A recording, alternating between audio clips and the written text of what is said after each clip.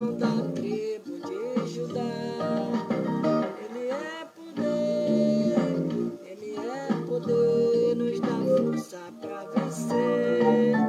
Ele é poder, Ele é o Senhor do Senhor, outro igual não haverá. Ele é o mestre de mestres, pode te curar. Ele é o Senhor da palavra, ninguém como Ele falou. Ele é o princípio e o fim, Ele é poder.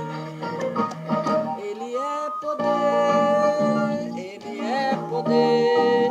Ele é o leão da tribo de Judá. Ele é poder, nos dá força pra vencer. Ele é poder, Ele é poder, Ele é poder. Ele é o leão da tribo de Judá. Ele é poder, nos dá força pra vencer. Ele é poder, Ele é o leão da tribo de Judá. Ele é poder, nos dá força pra vencer. Ele é poder, Ele é poder, Ele é poder. Ele é o leão da tribo de Judá. Ele é poder, nos dá força pra vencer.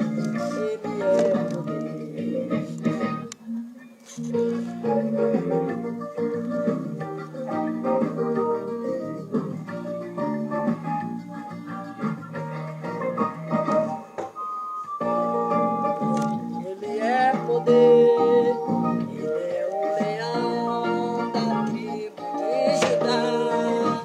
Ele é poder, nos dá força pra vencer. Ele é poder, Ele é poder, Ele é poder. Ele é o leão de Judá. Ele é poder, nos dá força pra vencer.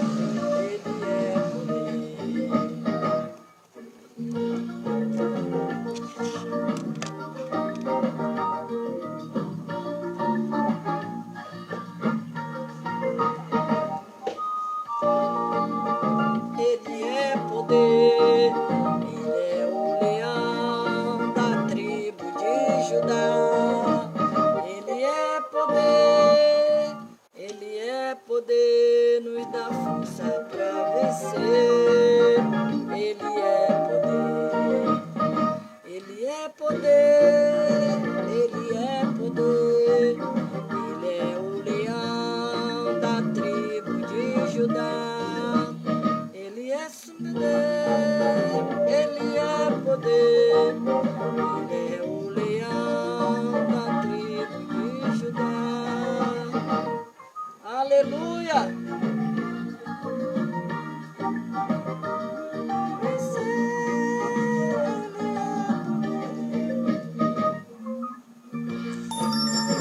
Ele é poder, Ele é o leão da tribo de Judá. Ele é poder, nos dá força pra vencer.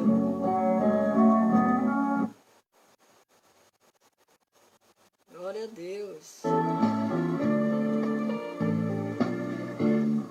O verbo era Deus quando o mundo criou. Era o rei dos judeus, era o Salvador, que aqui se fez carne e entre nós habitou. Esse Deus que criou esse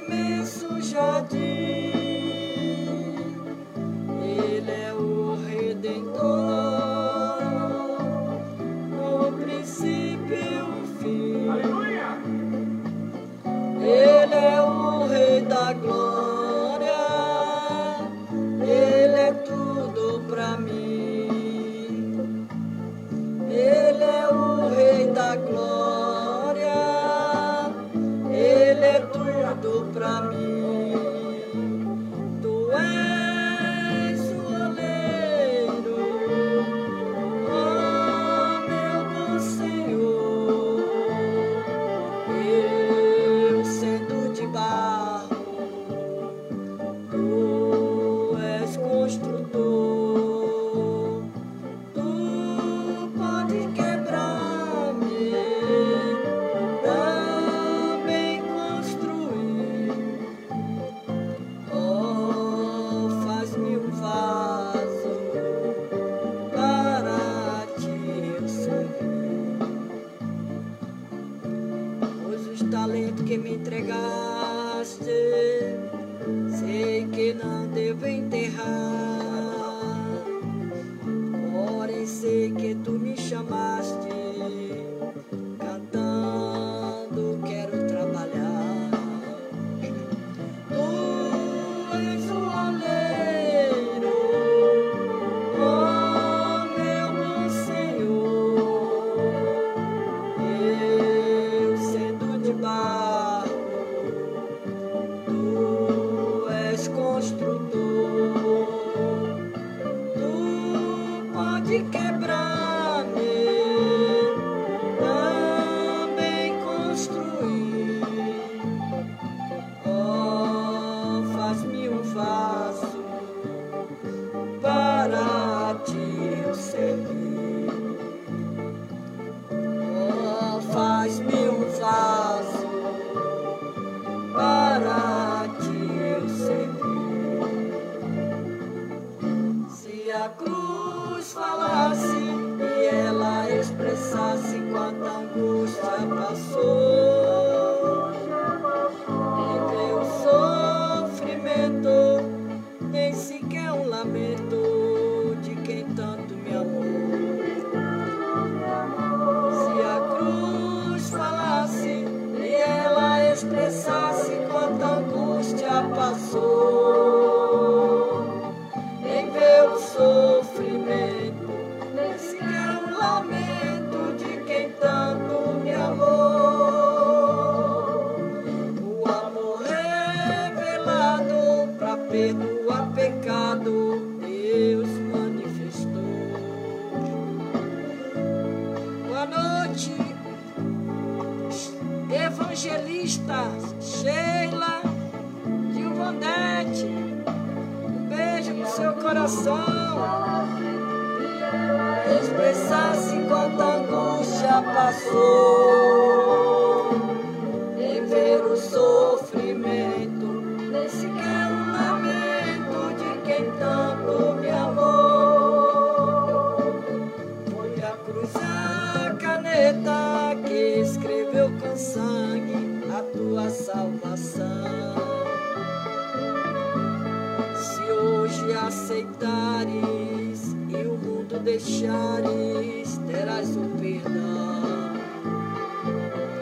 Se a cruz falasse e ela expressasse quanta angústia passou, em ver o sofrimento, nem sequer um lamento de quem tanto me amou.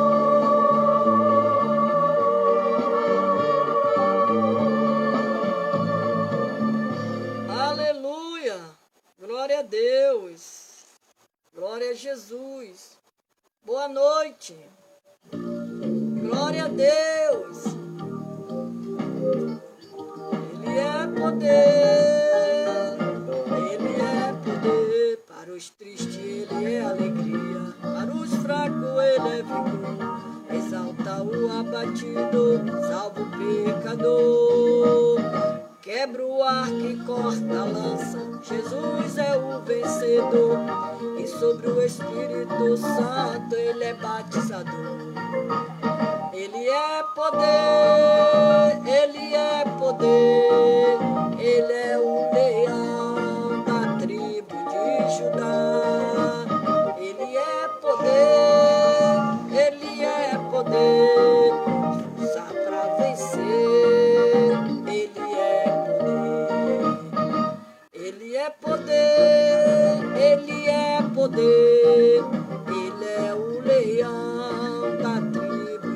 Judá. Ele é poder, nos dá força para vencer. Ele é poder. Aleluia!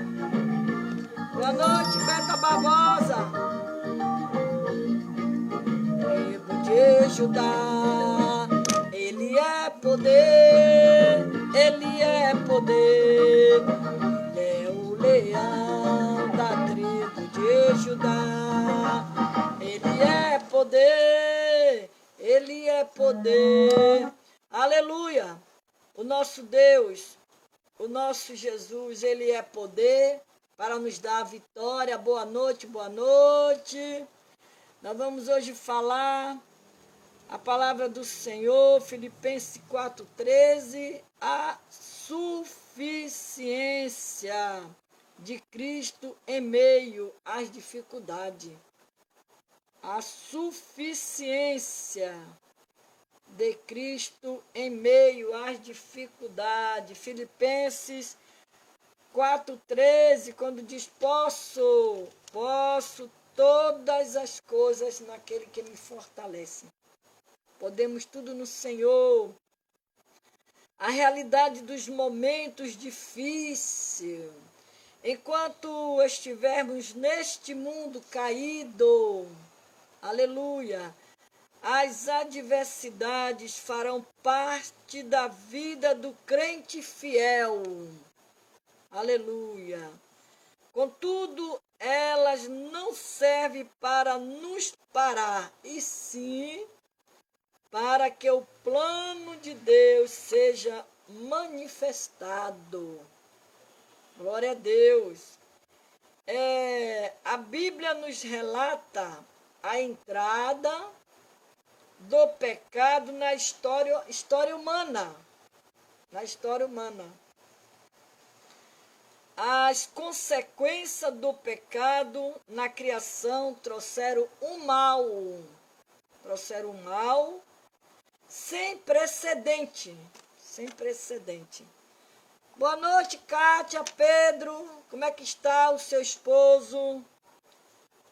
Todo sofrimento que advém sobre a humanidade tem sua causa primordial no pecado de Adão.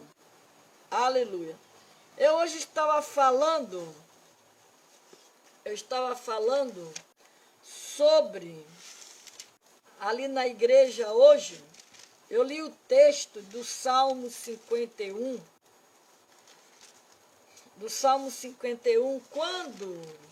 quando Davi, o Salmo 51, quando Davi, ele pecou.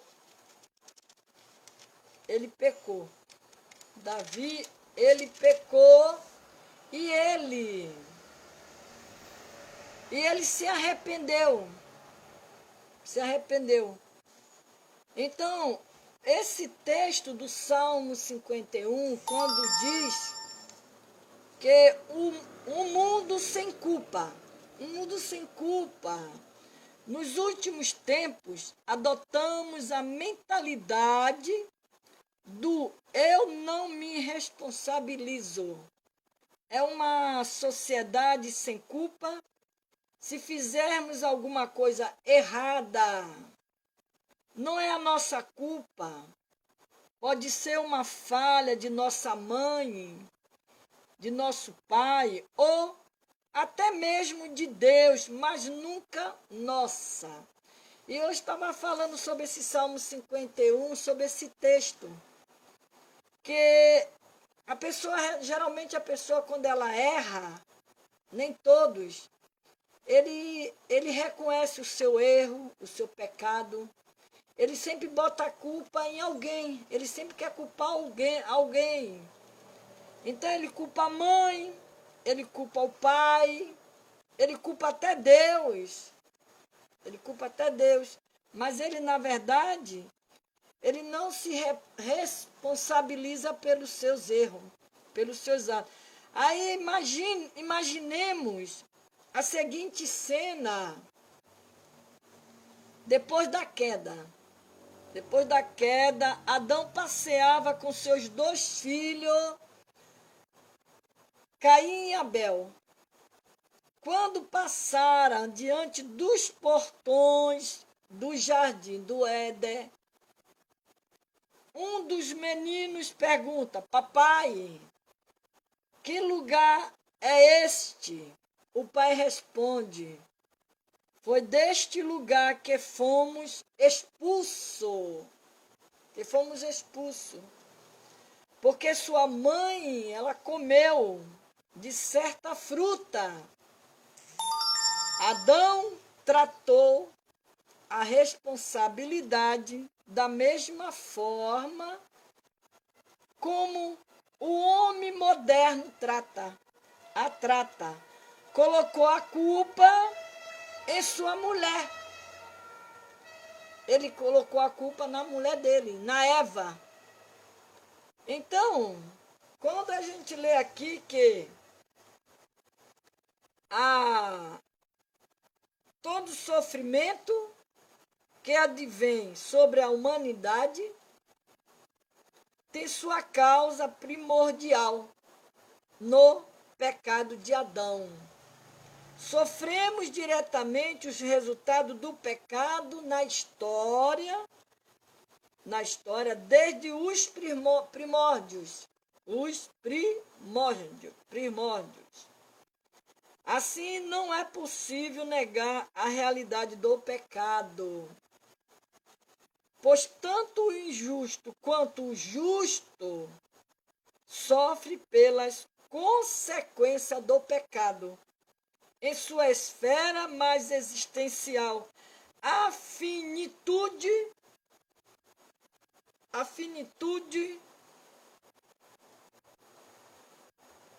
do ser como salário do pecado, que aí está lá em Romanos 6:23. 6:23. Aleluia. Então, existe uma dificuldade hoje em falar sobre pecado, pois é um assunto desagradável. Ninguém quer falar em pecado, ninguém quer entregar recado falando que alguém está em pecado. Então, o pecado hoje em dia, em falar sobre pecado, pois é um assunto desagradável. E aqui no Salmo 51, quando o salmista Davi, ele pecou, ele se arrependeu. Então, esse Salmo 51 é um episódio em que o profeta Natan, ele confronta Davi com a história de um delito. Você vai ver esse texto lá em 2 Samuel 12. Rei Davi, a cordeirinha de um homem pobre foi roubada e assada por um homem rico que estava dando uma festa. O que deve ser feito?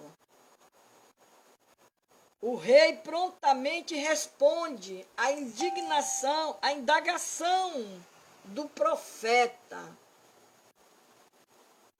Este homem deve morrer. Foi o que Davi respondeu para o profeta Natan. Quando Natan falou para ele, confrontou Davi do seu erro. E o profeta Natan, ele fez aquela pergunta para Davi. Ele disse: o que deve ser feito? O que deve ser feito? Aí o rei Davi, prontamente, ele responde à indagação do profeta Natan. Ele diz: Este homem deve morrer, disse Davi para Natã. Este homem deve morrer. Natã olha diretamente para o rosto lívido do rei e diz: Tu és este homem. Tu és este homem. O rei quando viu, o rei Davi, que o profeta Natã, homem de coragem, homem usado por Deus, porque ele foi usado por Deus, que ele falou para Davi: esse rei é você. É você, este homem é você. O rei deve ter caído do trono. As fontes de sua alma se romperam. Quando o remorso, a vergonha, a culpa, a ansiedade foram liberados numa enxurrada de lágrimas. Ele se achega a Deus, que é o Salmo 51, quando ele diz que não, retire de mim o teu Espírito Santo, dá-me alegria. Soluçando, diz: tem misericórdia de mim, ó Deus, porque eu conheço as minhas transgressões. No Salmo 51, quando ele fala. Sem nenhuma hesitação, ele assumiu toda a responsabilidade. Ele assumiu, porque ele estava diante. Boa noite, Nesseilda. Ele estava diante de um profeta que Deus tinha usado para descobrir o pecado de Davi, o erro de Davi. Então, como rei, ele tinha poder absoluto. Vendo longe do alcance do povo, por que confessar? Por que confessar? Não havia nenhum repórter ali, esperando a porta para perguntar.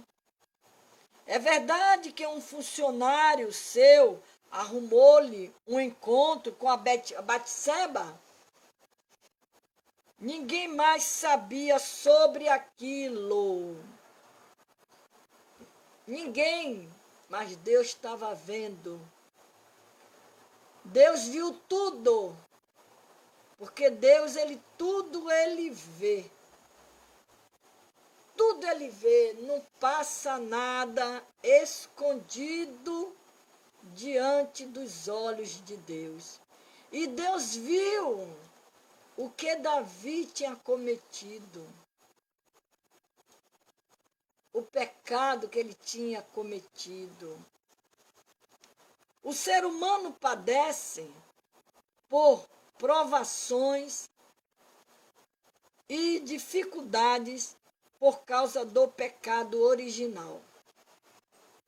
A natureza humana é pecadora, tanto por natureza e também por prática. Portanto, a humanidade está debaixo do juízo de Deus. Romanos 3, 23. Apesar de Jesus ter comprado sua igreja e a purificado em seu sangue, nós vivemos a dialética da santidade. Efésios 5, 27. E também, às vezes, pecamos. 1 João 1, 8. A humanidade precisa ser transformada plenamente para ser livre do pecado.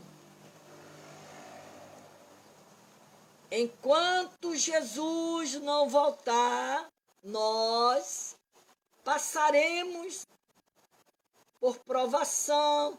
Boa noite, Solange. Por provações, adversidade, até a manifestação dos filhos de Deus. Por isso devemos almejar a volta do Senhor, dizer: Maranata, Maranata, Maranata, ora vem, Senhor Jesus. Há dias de calamidade e aflição. Desde os tempos antigos, o ser humano se pergunta: por que o justo sofre? O livro de Jó é a resposta do Antigo Testamento para essa pergunta.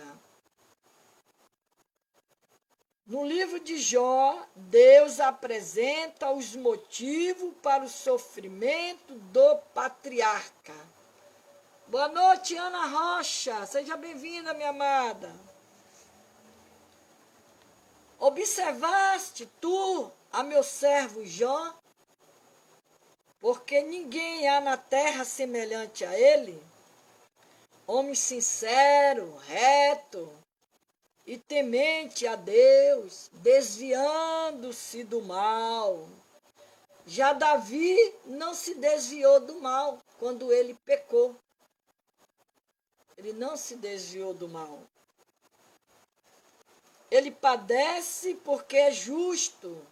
O salmista também questiona a Deus acerca da causa da prosperidade do ímpio e do padecimento do justo. Salmo 73. Por fim, vemos no ministério dos apóstolos, principalmente no ministério de Jesus, as adversidades, como marca da aprovação de Deus em sua vida. Pois ele é o socorro bem presente na hora da angústia, diz o Salmo 46. Deus é o nosso socorro. Aleluia.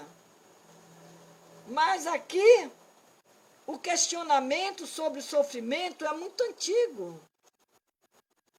No Antigo Testamento, podemos observar que Deus estabeleceu as bênçãos para todos aqueles que obedecem à sua palavra. A sua palavra.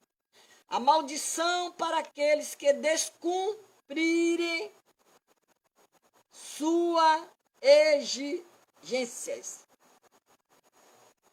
No entanto, essa proposição parece muito binária, né? E quando o justo padece, é por conta deste questionamento que o livro de Jó se encontra no cânon veterotestamentário. O justo também padece, sendo até mesmo justificado por Deus. Jó, capítulo 1, versículo 8. Nem sempre sofremos por causa do pecado individual, mas sofremos por causa da consequência do pecado original. Aleluia! Mas quanto ao sofrimento, Deus tem uma palavra para nós. Boa noite, Marcilé Jordão. É Deus limpará de seus olhos toda lágrima. Não haverá mais morte, nem pranto, nem clamor, nem dor, porque já as primeiras coisas são passada. Apocalipse 21:4. Então, momentos difíceis são leves momentâneos. Apesar do tema da aflição e das provações, fica em aberto no âmbito do Antigo Testamento.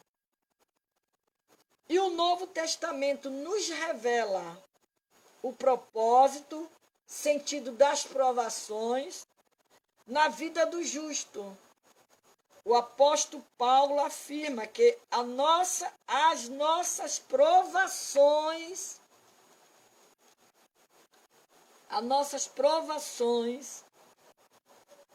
aleluia, são leves e passageiras. Glória a Deus, e passageira. 2 Coríntios 4:17. Enquanto que no Antigo Testamento, ainda estava se construindo uma teologia do porvir, Jesus nos apresenta uma nova realidade. A realidade da vida eterna e da vitória sobre a morte em sua ressurreição.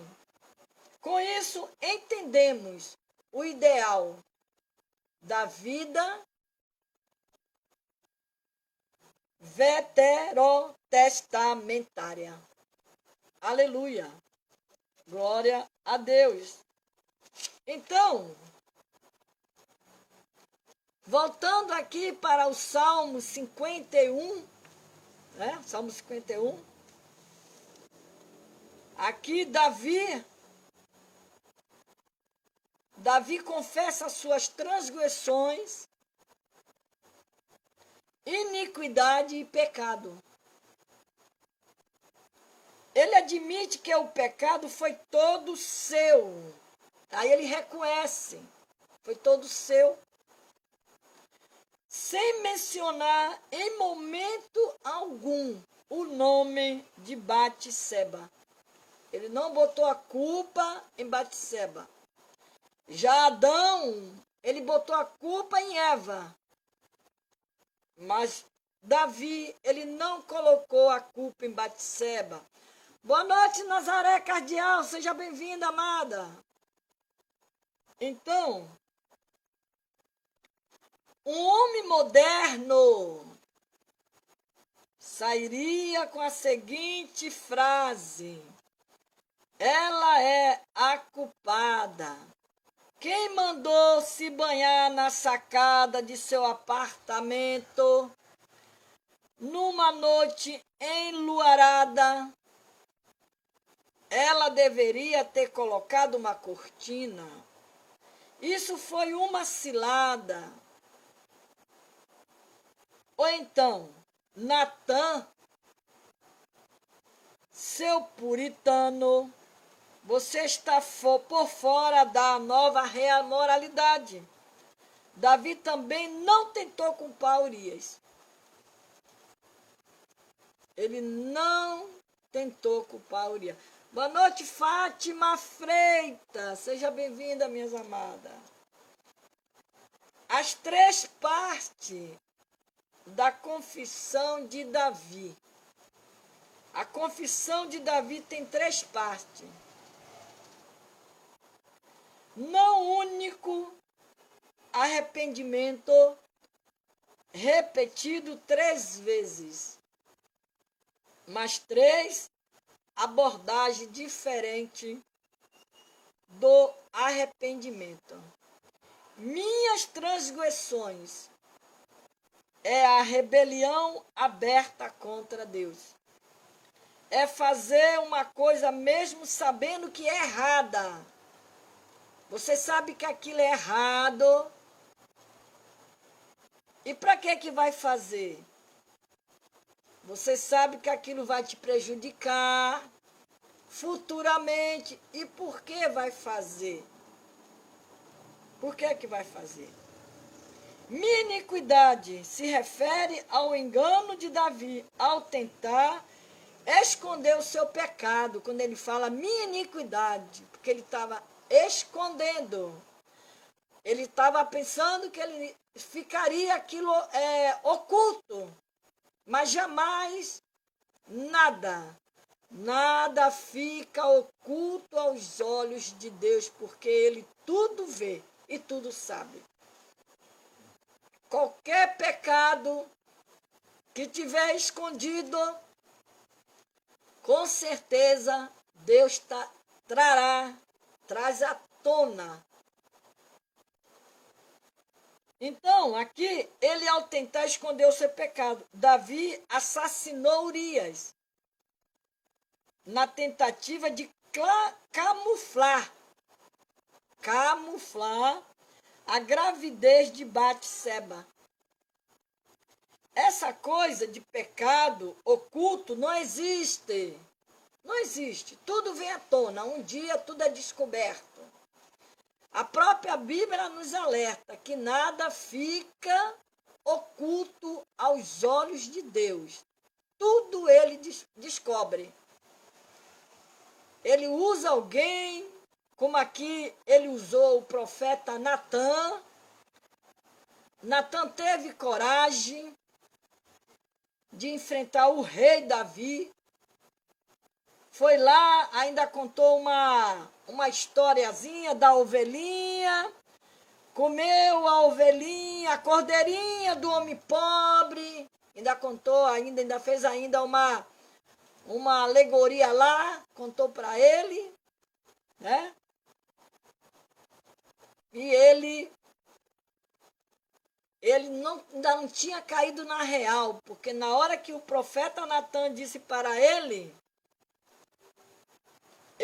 disse, ele mesmo abriu a boca, o rei Davi, e disse, este homem deve morrer. Foi lá o que ele falou, esse homem deve morrer. Mas o profeta, na hora, olhou no olho dele e disse, este homem é você, homem de coragem. Ele poderia dizer, não, ele é um rei, eu não vou falar essas coisas, mas ele foi profeta de coragem, usado por Deus. Deus hoje procura homens e mulheres de coragem, que têm a coragem de ir na frente do pecador ou daquele que está fazendo coisa errada, muitos sentados em cima dos púlpitos de igreja, fazendo coisas erradas.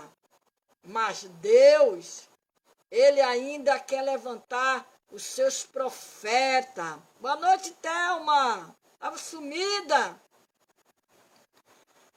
Levantar seus profetas como o profeta Natã e revelar o que está escondido, oculto. Aleluia. Davi assassinou Urias na tentativa de camuflar a gravidez de Batseba. Essas coisas de pecado oculto não existem. Mas cedo ou mais tarde, Deus expõe todo erro, porque ele faz mesmo. E isso é anunciado em voz alta, do ponto mais alto. Meu pecado é o assassinato de Urias, rompendo assim seu relacionamento com Deus. Davi disse, contra ti somente pequei. Para restaurar o seu relacionamento com Deus, Davi clama ao Senhor. Ali houve o arrependimento da parte de Davi. Mas porque Deus levantou o profeta Natã para ele confessar os seus erros. Como prosperidade material, longevidade e descendências multiplicadas. No entanto, o ideal neotestamentário vai além dessas realidades, pois a nossa esperança não está nas coisas passageiras desta vida, mas sim na esperança da ressurreição em Cristo. A vitória sobre a morte é anunciada nas Escrituras aos que estão em Cristo Jesus. Somente na ressurreição de Jesus o crente pode ter esta esperança. No Antigo Testamento, as bênçãos se resumiam a esta vida, pois a morte ainda não tinha sido vencida por Jesus. Consequentemente, as bênçãos veterotestamentárias se resumiam a esta vida: prosperidade, saúde, longevidade, descendências, até mesmo o contexto da salvação no Antigo Testamento faz referência a esta vida. Outro sim. No Novo Testamento, Jesus apresenta uma realidade muito mais abrangente de bênçãos e de plenitude. Muitas das pregações triunfalistas se atém somente ao contexto do Antigo Testamento, não levando em consideração a esperança revelada em Cristo. O Novo Testamento apresenta grandes bênçãos que podemos desfrutar como fazer parte da família de Deus. Efésios 2,19, a comunhão com o Senhor, 1 Coríntios, capítulo 1, 9, e a promessa da vida eterna, 1 João 1,2, aleluia. A comunidade de Filipe foi uma das igrejas levantada pelo apóstolo Paulo, que mais lhe ajudou e se aproximou dele. No início, com variedades e contrastes, né? A evangelização de Filipe é caracterizada por quatro cenas. A primeira, a convenção de Lídia. A primeira. A segunda, a expulsão do demônio de adivinhação. A segunda. E a terceira, a libertação milagrosa da prisão. A vindicação junto às autoridades. Em Eclesiastes 3:1-8, o pregador nos revela que em nossa vida haverá tempo para todas as coisas, assim como as estações do ano. A vida do ser humano é caracterizada por momentos bons e momentos de dificuldade. Hoje você pode estar bem, amanhã você pode estar mal. Você hoje pode estar sorrindo, amanhã você pode estar chorando. É a vida. É a vida. Somos nós que qualificamos as experiências da vida. Somos nós que transformamos momentos de dificuldade em aprendizado ou em momentos de murmuração e desespero. No entanto, a Bíblia aponta para uma realidade além da visualizada pelos nossos olhos carnais. A realidade espiritual das coisas. Por isso devemos remover a nossa mente diariamente. Efésios 4,17. Paulo faz referência ao homem interior. Paulo faz referência ao homem interior. O homem interior não é a alma. O homem interior não é a alma do grego, psique, ou sem espírito. Mas se sua mente, do grego, nous, segundo o dicionário, a mente é responsável pela faculdade de perceber, aí entender, ela julga os fatos e os percebe a partir de um ponto de vista. Portanto, cabe a cada um de nós olhar a realidade de nossas vidas a partir de uma mente transformada, a mente de Cristo. A carta aos Filipenses é considerada pelos estudiosos como uma das cartas da prisão. As seguintes epístolas de Paulo, Efésios, Filipenses, Colossenses, Filemão, são denominadas de cartas do cativeiro, pois o apóstolo estava preso quando as escreveu. Há 2 períodos conhecidos de aprisionamento de Paulo, um em Cesareia, Atos 23, 26, e o outro em Roma, quando esperava para ser julgado, Atos 28.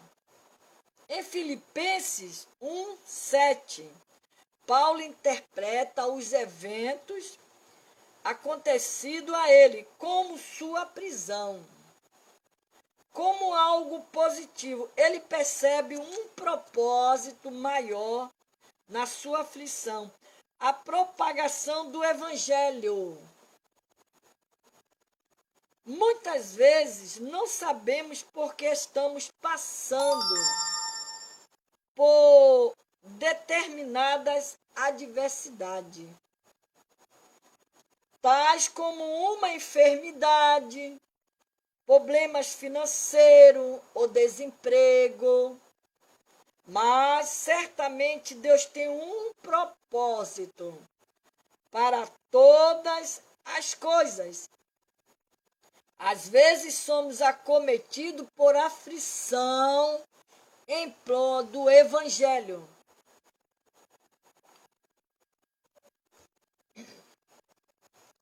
Para que a vontade de Deus se cumpra e mais pessoas venham ao conhecimento do Filho de Deus. Um bom exemplo de como Deus utiliza situações adversas, aleluia, para o seu propósito, está na prisão de Paulo e Silas, em Filipe. Atos 16, 22 e 23. Estando Paulo e Silas presos num terremoto, abalou os alicerces, de tal forma que as prisões foram abertas. Atos 16, 26. É por um momento de insanidade. O carcereiro puxou a espada para se suicidar. Paulo e Silas intervieram, apresentando a salvação em Cristo, tanto para ele quanto para a sua família.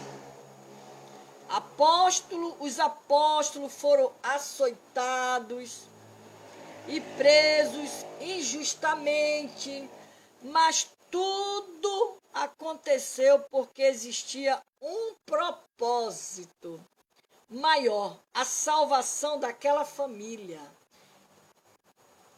Não entendemos muitas vezes o sofrimento e a adversidade, mas certamente Deus tem um propósito maior para todas as coisas. Romanos 8:28.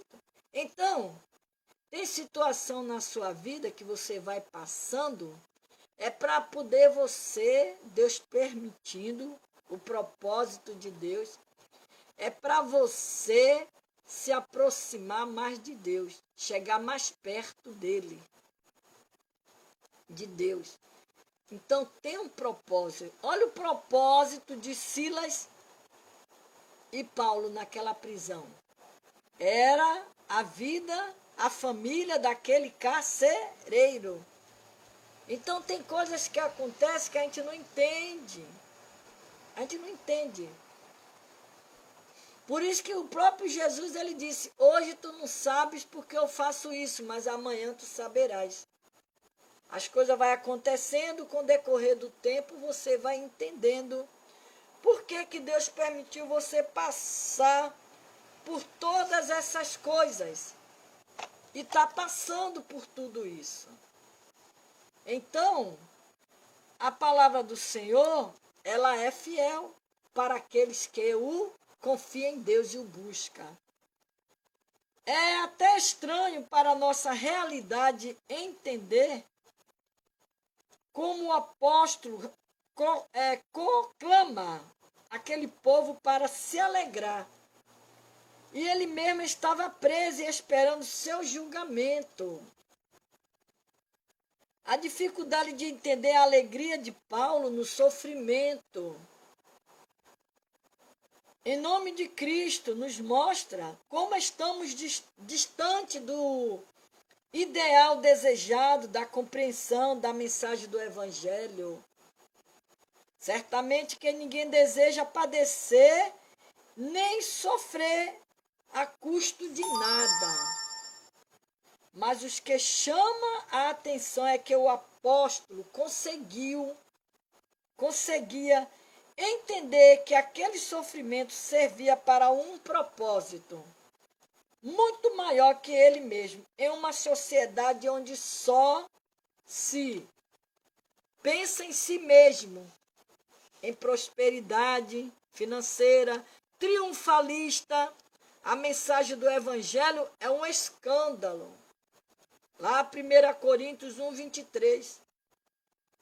Então nós vemos aí a vida de Paulo e de Saulo, de Silas. Como alguém pode convidar outro a se alegrar quando este se encontra preso? É a mesma coisa você está passando por um processo difícil, está na provação, e alguém chega para você e diz, olha, Deus manda te dizer para você louvar. Aí você vai e fala, como é que eu vou louvar passando uma dificuldade dessa? Você tem que entender o propósito de Deus. E Paulo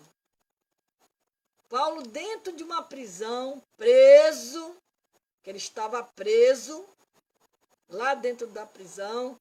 Boa noite, Cícera Pinheiro, seja bem-vinda, amada. Ele estava preso, acorrentado dentro da prisão, e lá ele cantava. Enquanto um cantava, o outro orava.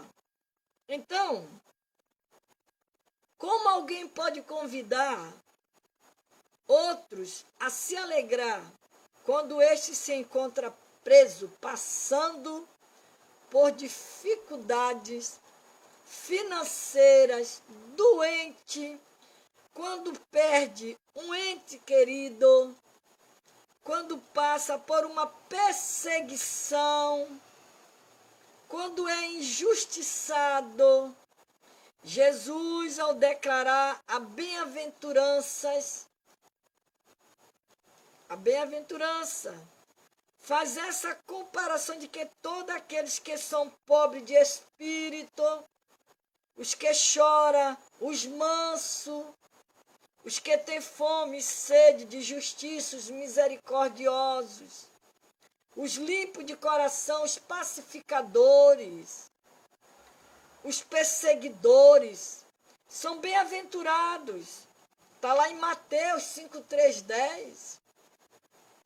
Quando passamos por tudo isso, temos a promessa da alegria. Por isso, Paulo pode chamá-los para se alegrar com ele.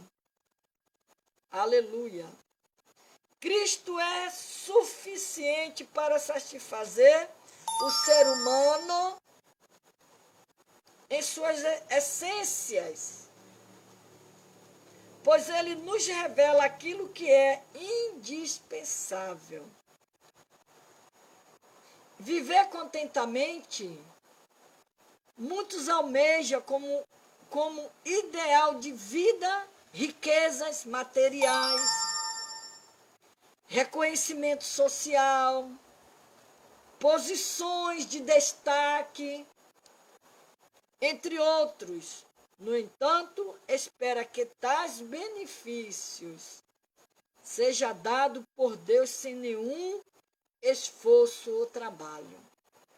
A vida dos apóstolos, Paulo, aponta para uma vida de entrega plena à vontade do Senhor. Na pregação do Evangelho, eles afirmam que soube viver no muito e no pouco. Filipenses 4:11. Jesus, no Sermão da Montanha, do Monte, afirma que Deus vai prover nossa condição mínima de subsistência. Não andeis cuidadoso quanto à vossa vida, pelos que haveis de comer, beber ou de vestir, mas buscai primeiro o reino de Deus e a sua justiça, e todas estas coisas vos serão acrescentadas. É um mandamento bíblico. Ele primeiro manda que eu e você busque primeiro o reino. Aí as outras coisas, ela vêm sobre as nossas vidas. Porque se nós não buscarmos, não vamos alcançar o que desejamos. Não vamos receber.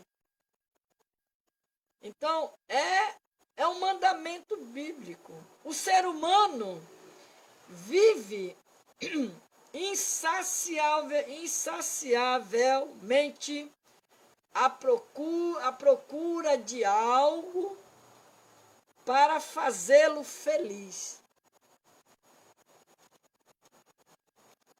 E quando consegue aquilo que almejava, torna a colocar outra coisa como objeto do seu desejo. Não há limite para o ter, para a vaidade da vida. O próprio pregador afirma que o ser humano vive a correr atrás do vento, enquanto que na tradução traduz por aflição de espírito. Traduz como correr atrás do vento. Eclesiastes 2:11. O ser humano só encontra contentamento em sua vida quando ele faz a vontade de Deus. Em Cristo podemos passar pela dificuldade ou pela vitória. A palavra fortalece, vem do grego, segundo o dicionário, revestir-se de força, receber força, ser fortalecido, crescer em força.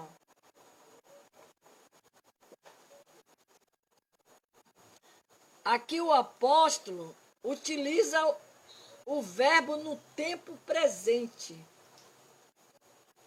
na voz ativa, no modo princípio.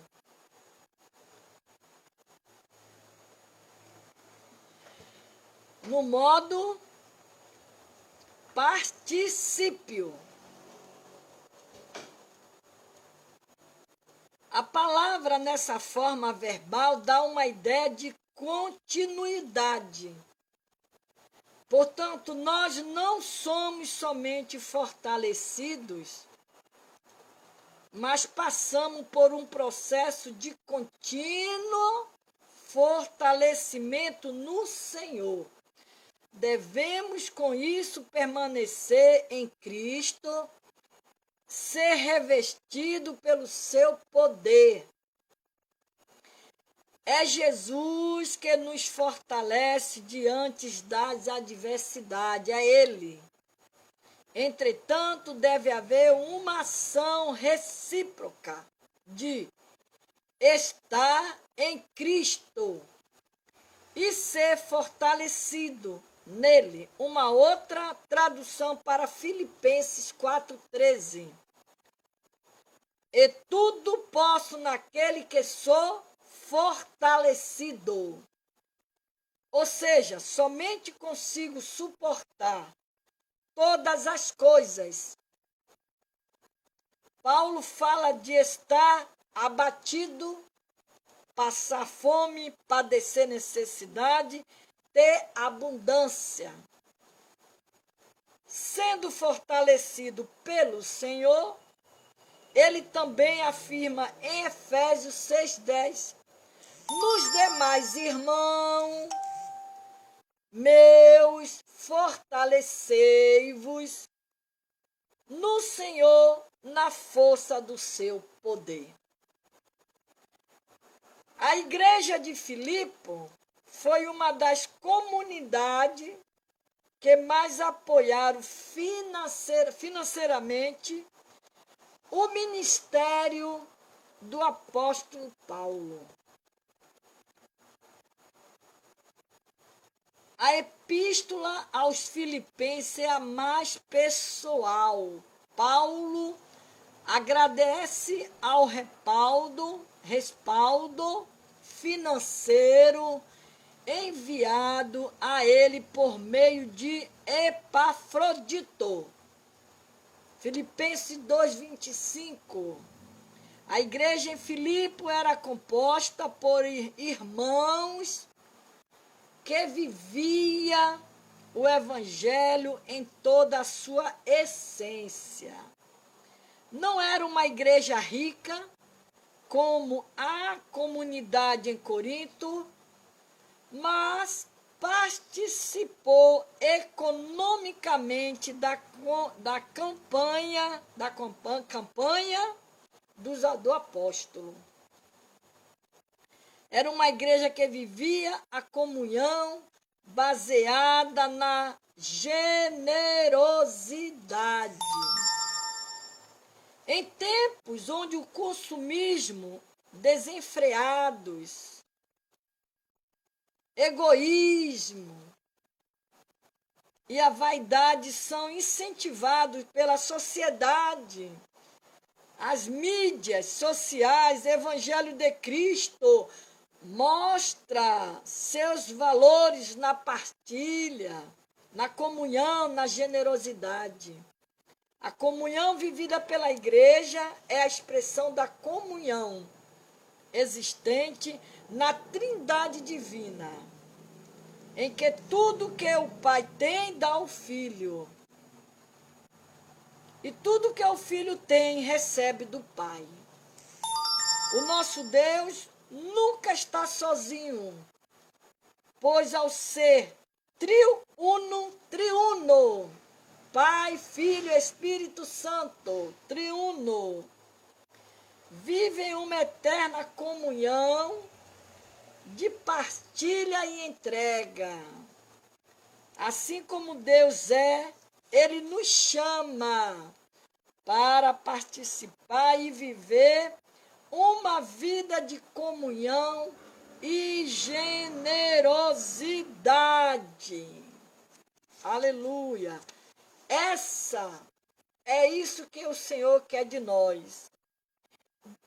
Diante da realidade humana, as adversidades não passarão, os desejos, anseios não vão passar, mas todo aquele que estiver em Cristo Jesus será fortalecido, será saciado em seu interior, pois Ele é suficiente.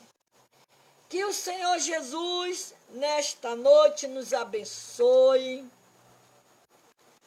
nos dê uma noite de paz, guarde esta palavra no seu coração e diga para o Senhor que você só quer somente olhar para o Senhor Jesus. Que Deus abençoe a amada igreja, compartilhando aí, em nome de Jesus, agradecendo a todos vocês que parou para ouvir a palavra do Senhor. Amanhã, com a permissão do nosso Deus, estaremos aqui a partir das 9h30 da noite, mais uma vez pregando uma porção da palavra de Deus. Compartilhe a palavra do Senhor, semeie a palavra, porque quando você vai compartilhando, você está semeando a palavra, a mensagem do Senhor. Aleluia! Seguir sem vacilar, Senhor,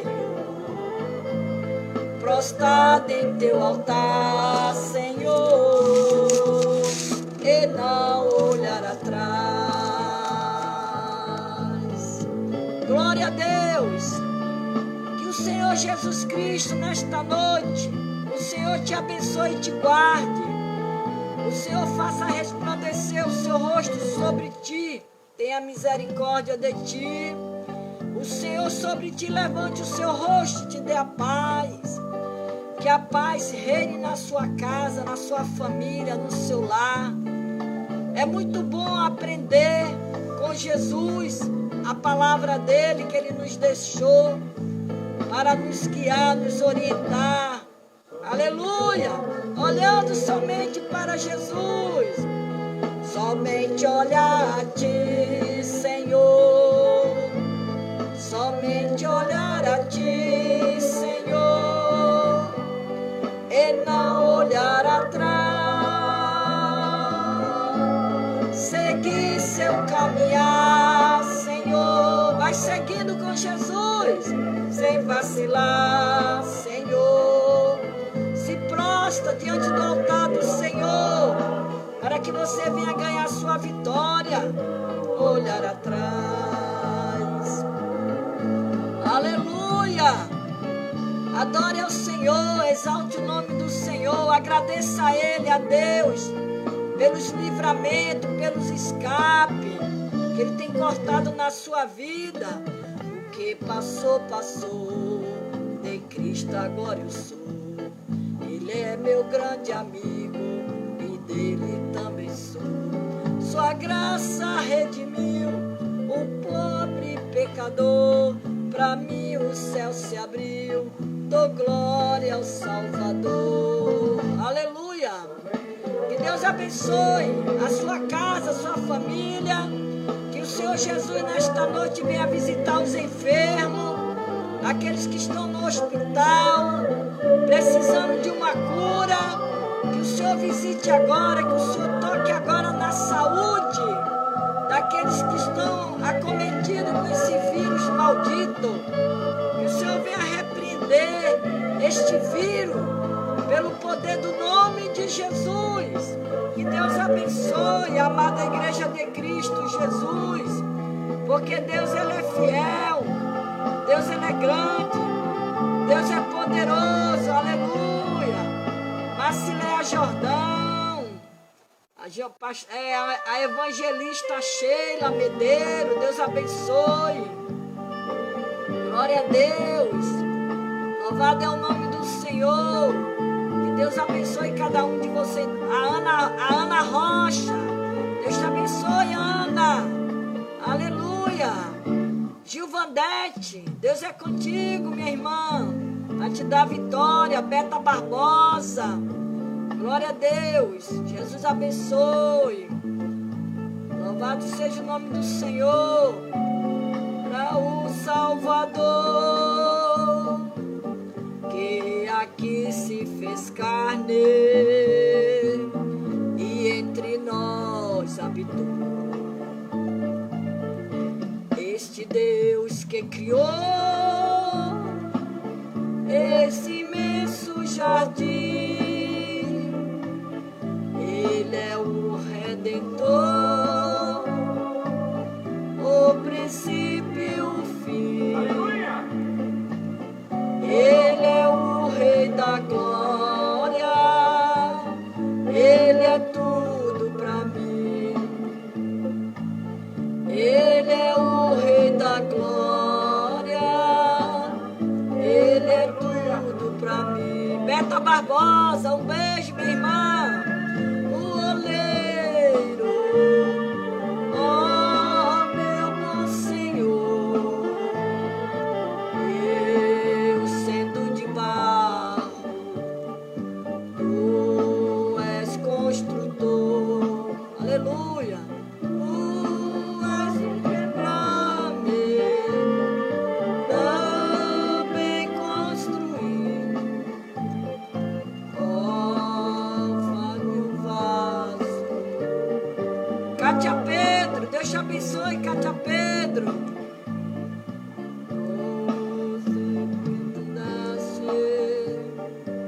Solange Santos, um abraço, minha amada.